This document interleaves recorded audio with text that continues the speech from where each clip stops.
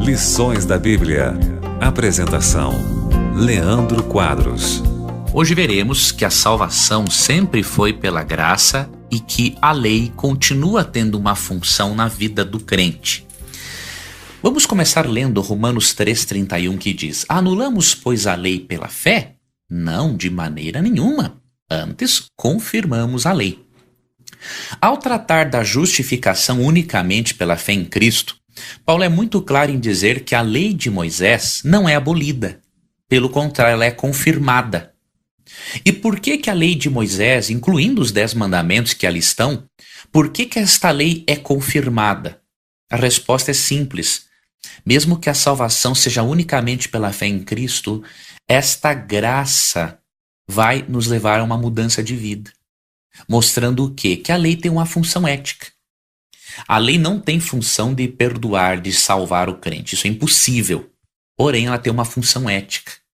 Depois que Paulo fala que a lei de Moisés não é abolida pela fé, em Romanos 4, 1-8, ele segue a sua argumentação dizendo o seguinte: que, pois, diremos ter alcançado Abraão, nosso pai segundo a carne?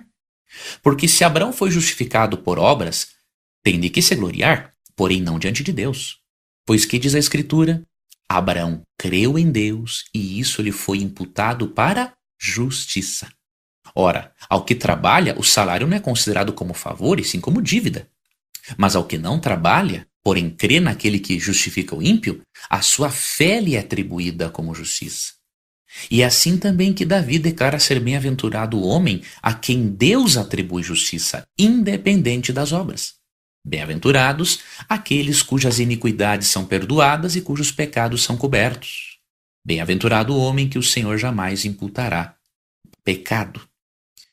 Veja como é clara a argumentação. Se você ler de Romanos 3,31 a Romanos 4, 1-8, não é difícil entender que Deus nos justifica unicamente por meio da fé em Cristo.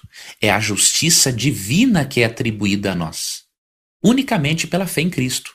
É um presente de Deus.